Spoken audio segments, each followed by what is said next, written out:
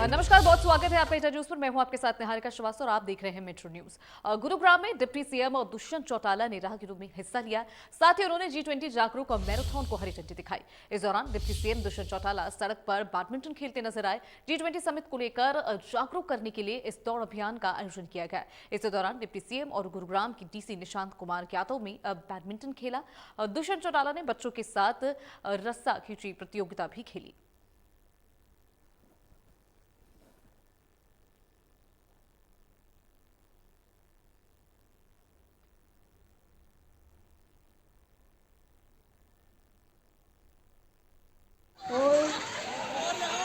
जोर लगा के आयशा, जोर लगा के आयशा। गुरुग्राम से तस्वीरें आपको दिखा रहे हैं। दुष्यंत चौटाला सड़क पर बैडमिंटन खेलते नजर आए। साथ ही बच्चों के साथ वहां पर रस्साकशी जो खेल होता है वो भी खेलते नजर आए। G20 जागरूक मैराथन में यहां पर उन्होंने हरी झंडी दिखाई। G20 डेलीगेट्स यहां पर पहुंचने वाले, जिसको लेकर जागरूकता फैलाने के लिए इस तरह की प्रतियोगिता का आयोजन किया गया है। जोर लगा के आयशा, जोर लगा के आयशा, जोर लगा के आयशा।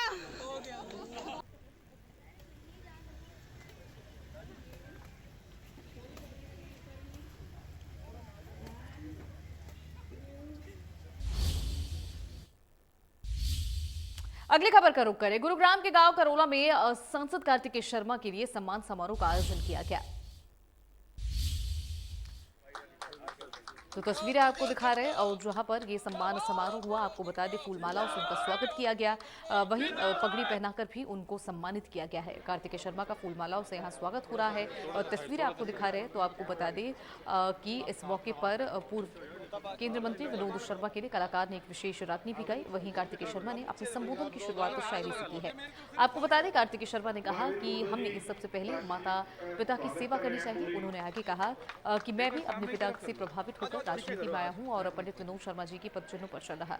कार्तिकेय शर्मा ने कहा पंडित विनोद शर्मा ने हमेशा लोगों के हक की आवाज उठाने का काम किया। उन्होंने ये भी कहा मैं भी कई मुद्दों को संसद के पटल पर उठा रहा हूं और आगे भी लोगों की आवाज उठाने का काम करता रहूंगा। तो ये चार तस्वीरें आप देख रहे हैं किस तरह यहाँ पर सांसद कार्तिकेय शर्मा का लोग स्वागत कर रहे हैं। काफी उत्साहित नजर आ रहे हैं। पहले जब वो पहुंचे तो फूलमालाओं से स्वागत हुआ। उसके बाद आपको बता दें कि उनको बड़ा जो माला है वो पहनाकर उनको सम्मानित किया गया। वहां पर जो लोग थे उन्होंने पगड़ी पहनाई, वहां का जो रिवाज है वो पूरा किया। साथ ही आपको बता दें कि वहां पर जो कलाकार थे उन लोगों ने कई तरह की रागनी भी गाई है।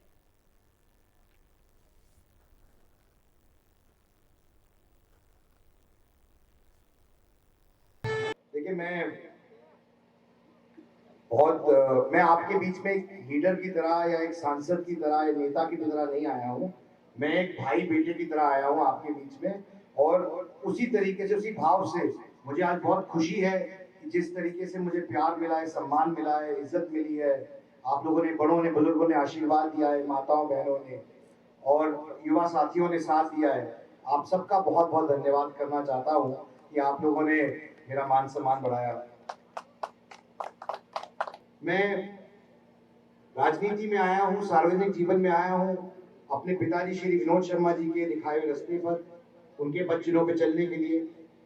जिस सेवा भाव से उन्होंने सार्वजनिक जीवन में अपना काम किया है, सार्वजनिक जीवन जिया है, 36 बिरादरी को साथ लेके चलने का काम किया है, सबके लिए हमेशा तत्पर रहे हैं, कैसे उनकी मदद कर सकते हैं, किस तरीके से लोगों की दिक्कत समस्याएं सुलझा सकते हैं, आगे बढ़ सकते हैं।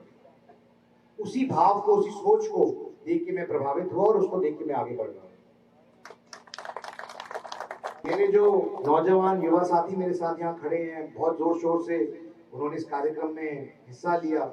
मैं आप लोगों को एक निवेदन करना चाहता हूँ कि सबसे जरूरी जिंदगी में है माता पिता, उससे ऊपर कुछ भी नहीं। आप भगवान की पूजा से भी पहले माता पिता की पूजा करें। मेरा आप लोगों को यही निवेदन है, क्योंकि आप भविष्य हो हमारे, तो यही इसी तरह के संस्कार और इसी तरह की सोच को लेकर आप लोगों को आगे बढ़ना चाहिए। संसद में जब मुझे मौके मिले, मैंने गरीबों की, आम लोगों की आवाज उठाने का काम किया है और मैं निरंतर करता रहूंगा, आपकी आवाज उठाने का काम करूंगा। मुझे हाल ही में बजट सत्र में एक मौका मिला कि प्राइवेट अस्पतालों के अगेंस्ट जो मनमानी करते हैं, जिसका लोगों को बहुत दिक्कत समस्या है, जिसकी वजह से उनको झेलनी पड़ती हैं, मैंने उसको उठाने का काम किया। मेरे कई सवालों में सरकार ने जवाब दिए कि प्राइवेट अस्पताल जो मनमानी करते हैं, चाहे वो इलाज के लिए हो या अगर कोई हमारा परिजन की डेथ हो जाए तो उनकी डेड बॉडी नहीं रिलीज करते, ऐसे भी कई लोग मेरे ऐसे कई मुद्दे मेरे संज्ञान में लाए गए थे, तो मैंने उनकी बात उठाई और आगे भी मैं इन ऐसे मुद्दे आम आदमी से जुड़े मुद्दे जरूर उठाऊंगा सदन के पटल से। मेरी एक प्राथमिकता रहेगी कि मैं कैसे युवा पीढ़ी के लिए नए नए तरीकों से हम नए आयाम पैदा कर सकें, ताकि उनके को रोजगार मिल सके, उनका भविष्य बन सके, उनको सकारात्मक सोच के तहत आगे बढ़ने का मौका मिल सके। इन चीजों को लेकर मैं आपको आश्वासन देना चाहता हूं कि मैं सबसे ज्यादा समय एक सांसद के तौर पर इसी विषय को लेकर उठाने में लगाऊंगा, ताकि मैं लोगों की समस्या खासकर युवा पीढ़ी की दूर हो सके। भिवानी लोकसभा के सांसद चौधरी धर्मवीर सिंह ने सोहना में लायंस क्लब द्वारा आयोजित सामूहिक विवाह समारोह में शिरकत की। इस दौरान उन्होंने जुनैद नासिर हत्याकांड को लेकर कहा कि इस मामले में अपराधियों को ऐसी सजा मिलेकर दोबारा इस तरह की हरकत न करें। और जुनैद हत्याकांड की उन्होंने जमकर निंदा की और कहा कि इस मामले में पुलिस की इंक्वायरी चल रही है, दूध का दूध पानी का पानी हो जाएगा।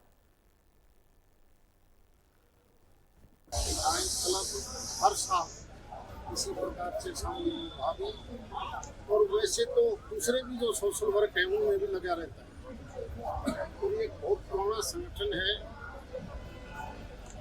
और आपको जानते होगी कि सबसे अच्छा लायंस क्लब सोना का है और इसमें लगभग सभी शहरवासियों का योगदान भी रहता है स्वेच्छा से। तो न केवल शादियाँ बल्कि और भी जितने भी सोशल वर्क हैं उसमें भी ये भाई लगे रहते हैं। इसे मैं इनको बहुत बधाई देता हूँ कि इसी प्रकार से अपना खुद का काम छोड़ के इस लगन से करते हैं। भगवान इनको और ज़्यादा कहीं ना कहीं मगर आने वाले समय में ऐसे आदमियों की ही ज़्यादा मैं मान के चलता हूँ कि प्रभाव। हरियाणा सरकार के 2023-24 बजट में गुरुग्राम से पंचगांव चौक तक मेट्रो की कनेक्टिविटी को मंजूरी मिल गई है। आपको बता दें और जिससे औद्योगिक क्षेत्र मानेसर के उद्यमियों के साथ साथ ग्रामीण क्षेत्र के लोगों को भी काफी खुशी की लहर नजर आई। आपको ये खास रिपोर्ट दिखाते हैं। जो औद्योगिक क्षेत्र मानेसर की बात करें या स्थानीय जो सेक्टर की बात करें या न्यू गुरुग्राम की बात करें या ग्रामीण क्षेत्र की बात करें, उनकी काफी पुरानी मांग थी कि जो औद्योगिक क्षेत्र मानेसर या स्थानीय जो गांव हैं उनको मेट्रो से कनेक्टिविटी दी जाए। लेकिन जो मांग है काफी समय से चली आ रही थी लेकिन पूरी नहीं हुई थी। अब की बार मनोहर सरकार के द्वारा इस बजट में यह मंजूरी दे दी गई है कि गुरुग्राम से पंचगांव चौक तक मेट्रो की कनेक्टिविटी रहेगी, जिससे जो उद्यमियों के साथ साथ स्थानीय लोगों को काफी राहत मिलेगी। हमारे साथ कुछ ग्रामीण मौजूद है और कुछ उद्यमी मौजूद है, उनसे बातचीत करेंगे कितनी सुविधाएं अब इसके मेट्रो की कनेक्टिविटी के बाद मिलेगी। जी, आपका नाम? मनोज यादव। देखिए, ये जो मेट्रो की जो घोषणा हुई है इससे पूरे इलाके को और इंडस्ट्रियल एरिया को बहुत सुविधा मिलेगी। यह गुड़गांव लोकसभा क्षेत्र है। राव इंद्रजीत सिंह से हम ये केंद्रीय मंत्री जो हमारे हैं उनसे हम ये कई बार मांग उठा चुके हैं और उनके चुनावी वादे में भी ये था कि मानेसर के आसपास के एरिया को मेट्रो से जोड़ा जाएगा और सरकार ने जो हरियाणा सरकार ने बजट सत्र में घोषणा की है कि मानेसर पंचगांव तक मेट्रो को जोड़ा जाएगा। इससे उद्योगों को भी लाभ मिलेगा और NH8 और KMP की कनेक्टिविटी भी से जुड़ जाएगी। हमारे क्षेत्र में इसकी बहुत ही ज़्यादा खुशी है और मोदी सरकार का बहुत-बहुत धन्यवाद। हमारे साथ कुछ ग्रामीण मौजूद है, कितनी सुविधाएं इस समस्याओं से निजात देगी?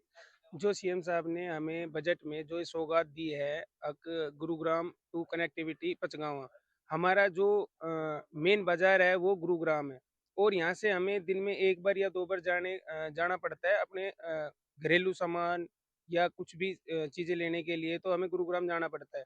और गुरुग्राम की और मानेसर की कनेक्टिविटी को देखते हैं तो 15 किलोमीटर का डिस्टेंस है। लेकिन दिन पहले भारतीय जनता पार्टी ने एक बजट घोषित किया है, उसमें जो मेट्रो की लाइन जो हुडा सिटी सेंटर से पंचगांव तक जोड़ने का ऐलान जो किया है, इससे हमारे यहाँ उद्योगपति और यहाँ जितने भी गुरुग्राम के नए सेक्टर हैं उनको सबको ही फ़ायदा है। जैसे यहाँ आज की डेट में अपने यहाँ सेक्टर्स इतने ज़्यादा आ गए हैं, जो लोग यहाँ रहते हैं उनको आने जाने में जो कठिनाइयाँ रोड का जाम होता है, और यहाँ के जो व्यापारी हैं, उद्योगपति हैं, उनको आने जाने में प्रॉब्लम होती है। इन सब हर वर्ग को इसमें जो है फ़ायदा है। भई लोगों को जो जेब ढीली करनी पड़ती है, पेट्रोल ज़्यादा जलता है, समय ज़्यादा लगता है, ये सब चीज़ों का इसमें इज़ाफ़ा है। तो इसलिए इस मेट्रो की कनेक्टिविटी से यहाँ का जो उद्योग जगत है, उसके अंदर भी एक नया मतलब विकास की गति तेज होगी। बाहर से जो डेलीगेट जो आते हैं, बाहर से जो यहाँ उद्योगपति जो इन्वेस्टमेंट करने आते हैं, तो उनकी भी यहाँ फिर क्षमता बढ़ेगी। तो मैं इस कनेक्टिविटी से मेट्रो को जोड़ने, केएमपी तक जोड़ने के लिए मैं केंद्रीय मंत्री राव इंद्रजीत सिंह, माननीय मनोहर लाल जो मुख्यमंत्री हमारे प्रदेश के हैं, और मोदी जी का बहुत-बहुत धन्यवाद करता हूँ, जो कि भारतीय जनता पार्टी ने ये एक ऐतिहासिक निर्णय जो लिया है, मैं सभी का तहे दिल से धन्यवाद करता हूँ। देखिए, काफ़ी खुशी की लहर है, लोग काफ़ी खुश हैं क्योंकि मेट्रो की कनेक्टिविटी काफ़ी पुरानी माँग थी, जाम की स्थिति बनी रहती थी। खेड़की-दौला टोल पर जो लोगों को टोल टैक्स देकर जाम में खड़ा रहना पड़ता था और साथ ही जो हिरोंडा चौक पर भी रोज़ाना जाम की स्थिति बनी रहती। लेकिन जो मेट्रो की कनेक्टिविटी के बाद से लोगों को काफ़ी राहत मिलेगी। इसलिए सभी ने मुख्यमंत्री का धन्यवाद किया। गुरुग्राम से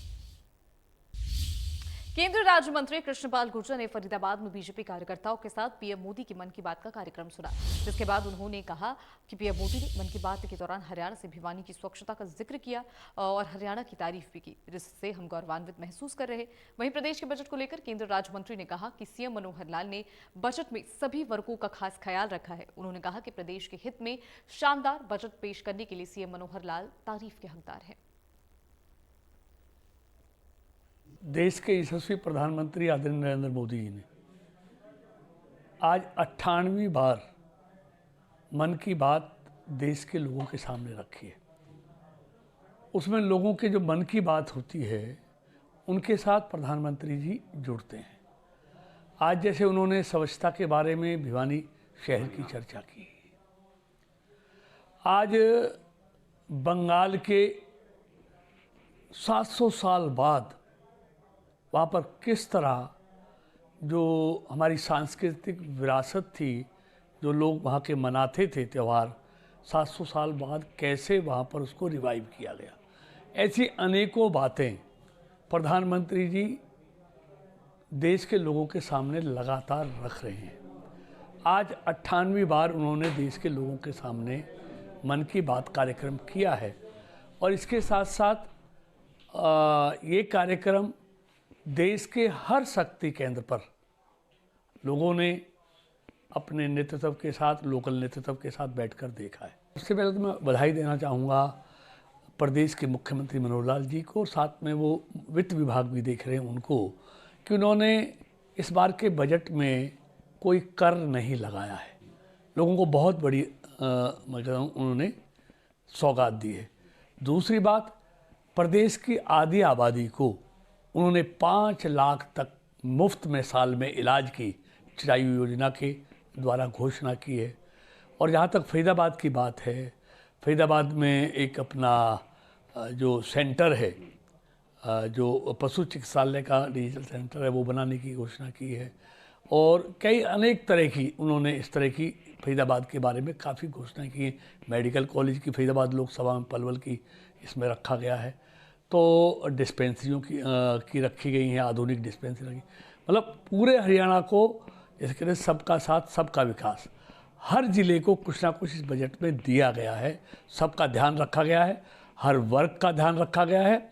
और पूरे हरियाणा को मैं समझता हूँ ये अमृतकाल का पहला बजट जैसे देश में मोदी जी की सरकार में हमारी वित्त मंत्री निर्मला सीतारमण जी ने रखा, ऐसे ही हरियाणा के भी अमृतकाल का बजट माननीय मुख्यमंत्री जी ने हरियाणा में रखा। फरीदाबाद के अदायती स्थित डॉल्फिन गार्डन में जेजेपी के जिला स्तरीय कार्यकर्ता सम्मेलन का आयोजन किया गया। सम्मेलन में मुख्य अतिथि के रूप में जेजेपी के संरक्षक डॉक्टर अजय सिंह चौटाला, जेजेपी प्रदेश अध्यक्ष सरदार निशांत सिंह मौजूद रहे। वहीं कार्यक्रम को संबोधित करते हुए अजय सिंह चौटाला ने कहा कि इस कार्यक्रम में 2 मुख्य मुद्दों पर चर्चा हुई है, जिसमें एक संगठन को कैसे मजबूत किया जाए जिससे कि जननायक जनता पार्टी का परचम ऊंचाई पर लहराए। वहीं इस दौरान अजय सिंह चौटाला ने कार्यक्रम में शामिल पदाधिकारियों और कार्यकर्ताओं से विचार विमर्श किया और कार्यकर्ताओं को संगठन को मजबूत करने की टिप्स भी दिए। यही नहीं, अजय सिंह चौटाला ने सभी पदाधिकारियों, कार्यकर्ताओं और जेजेपी के प्रदेश प्रधान महासचिव दिग्विजय सिंह के शादी में शामिल होने के लिए भी पीले चावल देकर निमंत्रण दिया। मुख्यतः 2 उद्देश्य को लेकर के बुलाए गए।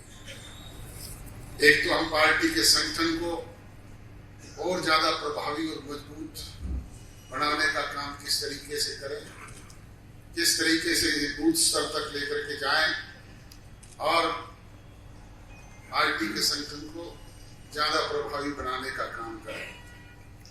क्योंकि कोई भी राजनीतिक दल संगठन के बलबूते पर ही मजबूत हो सकता है और जिसका संगठन मजबूत हो वही सत्ता हासिल किया करते हैं। आपके सामने उदाहरण है 100 साल के पुराने राजनीतिक दलों के। कांग्रेस जैसी पार्टी का 8.5 साल हो गए, 3 प्रदेश अध्यक्ष बदले गए, रोजाना जूतियों में खीर बटती है, आज तक भी अपना संगठन खड़ा नहीं कर पाए।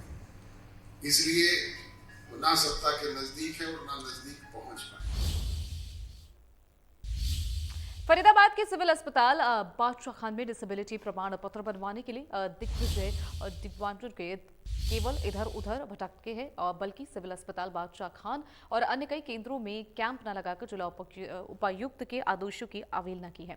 सेक्टर 30, FRU2 और सेक्टर 3 और UHC SGM नगर में विशेष कैंपों का आयोजन होना है, लेकिन सिविल अस्पताल बादशाह खान में जिला उपायुक्त ने आदेश के बावजूद तीनों दिन 24, 25 और 26 तारीख को कैंप्स नहीं लगने के चलते दिव्यांगजन इधर उधर भटकते रहे। आपको बता दें कि इन कैंपों के आयोजन से पहले जिला उपायुक्त के आदेश के बाद जिला के अखबारों में खबर भी प्रकाशित हुई थी और बहुत से दिव्यांगजनों को फोन कर इसकी जानकारी भी दी गई थी और दिव्यांगजन अखबारों में प्रकाशित खबरों और फोन से मिली जानकारी के बाद सिविल अस्पताल बादशाह खान में पहुंचे थे, लेकिन वहां पर कैंप न होने के चलते बैरंग ही लौटना पड़ा। आज मैं कैंप लगा था, हमारे अखबार में देखी कटिंग 24, 25, 26 को विकलांग के दिव्यांगों के प्रमाण पत्र पढ़ेंगे, निःशुल्क कोई भी जाकर लग सकता है। हम आए हैं, हम 30 सेक्टर भी गए थे, वहाँ भी मना कर दिया। यहाँ देखा तो यहाँ है ही नहीं कोई। आज हॉस्पिटल है, अच्छा, यहाँ पे सर्टिफिकेट बनवाया था विकलांग का। पैर में दिक्कत है, पैर से चल नहीं पाते आप? पैर पूरा सुनना पड़ा है। कहाँ गए थे आप लोग? अभी 30 सेक्टर गए थे, 30 में कह रहे आंखों का बनता है और यहाँ पे कोई है ही नहीं। 11 महीने पहले एक्सीडेंट हुआ था, उसमें दिव्यांग हो गए आप, पैर खराब हो गया आपका। अब जख्म हो रहा है, जख्म हो रहा है, घाव बन रहा है, वो भर नहीं रहा। कह रहे जब तक ब्लड नहीं चलेगा जब तक वो नहीं होगा। हाँ जी, ये तो मैंने फोन करा था, इसमें से नंबर देखते हैं। अच्छा, तो इन्होंने क्या बताया कि बीके चले जाओ? हाँ जी, बीके चले जाओ। तो क्या बनवाना था आपको? आइडेंटिटी कार्ड की बोल रही थी। ये आपको दिव्यांग सर्टिफिकेट बनवाना था, ऐसा वाला? हाँ जी। तो कुछ मिला यहाँ पर? कोई कैंप लगा हुआ भी कैंप कहीं? नहीं लगा। फरीदाबाद में मेडिटेशन से हजारों लोगों को सही राह दिखाने के लिए फरीदाबाद की बेटी धारा बत्रा को बड़ा सम्मान मिला है। पूर्व राष्ट्रपति रामनाथ कोविंद ने समाज कल्याण के लिए चैंपियंस ऑफ चेंज अवार्ड से धारा बत्रा को नवाजा है। विज्ञान भवन में आयोजित कार्यक्रम में अन्य कई हस्तियों को अलग अलग कैटेगरी में सम्मानित भी किया गया। फरीदाबाद की बेटी धारा बत्रा को कोविड-19 में समाज कल्याण के लिए सम्मानित किया गया। आपको बता दें कि ये धारा बत्रा के पिता Faridabad chamber of commerce industry के प्रेसिडेंट और मशहूर उद्योगपति हैं।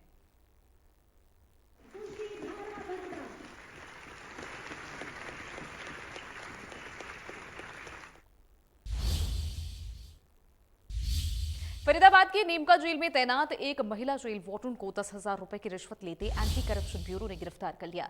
आरोपी जेल वार्डन जेल में बंद एक महिला बंदी से बाहर फोन कराने के बदले रिश्वत की मांग कर रही थी। जानकारी के मुताबिक सेक्टर 2 निवासी जितेंद्र धनखड़ की नोएडा में IT कंपनी है। इस कंपनी की कर्मचारी नेहा और उसके खिलाफ GRP थाने में करीब 9 महीने पहले धारा 306 के तहत केस दर्ज हुआ था, जिस पर दोनों को कोर्ट ने न्यायिक हिरासत में जेल भेज दिया था। जितेंद्र धनखड़ जमानत पर बाहर आ चुके, जबकि नेहा नामक महिला अभी भी जेल के में अंदर है। जितेंद्र धनखड़ का आरोप है कि महिला jail warden head constable Sudesh Kumari ने जेल में बंद नेहा को परेशान करती है, फोन पर ज्यादा देर बात करने के बदले पैसे मांगती है। नेहा ने जेल से ही जितेंद्र धनखड़ को पूरी बात बताई और 20,000 रुपए वार्डन को देने को कहा है। धनखड़ ने महिला वार्डन से बात कर सौदा 10,000 में तय कर लिया। जितेंद्र धनखड़ ने इसकी जानकारी एंटी करप्शन ब्यूरो को दे दी है, जिसके बाद महिला कांस्टेबल को गिरफ्तार किया गया। सुदेश है जो नीम का जेल में पोस्टेड थी, उसको 10,000 की रिश्वत लेते हुए रंगे हाथों गिरफ्तार किया गया है। जो शिकायत करता है उसकी कर्मचारी कोई जेल में बंद है तो उसको एसटीडी कॉल की सुविधा जो टाइम लिमिट है उसे ज़्यादा टाइम प्रोवाइड करवाने के एवज में ये रिश्वत की मांग कर रही है। हमें शिकायत प्राप्त हुई, शिकायतकर्ता से शिकायत मिली, उसने हमें रिकॉर्डिंग पेश की, उसके हिसाब से हमने अपनी टीम तैयार की और इसको ट्रैक। तो खास बुलेटिन मेट्रो न्यूज में मेरे साथ इतना ही। मुझे दीजिए इजाजत, बाकी खबरों के लिए देखते रहिए इंडिया न्यूज हरियाणा।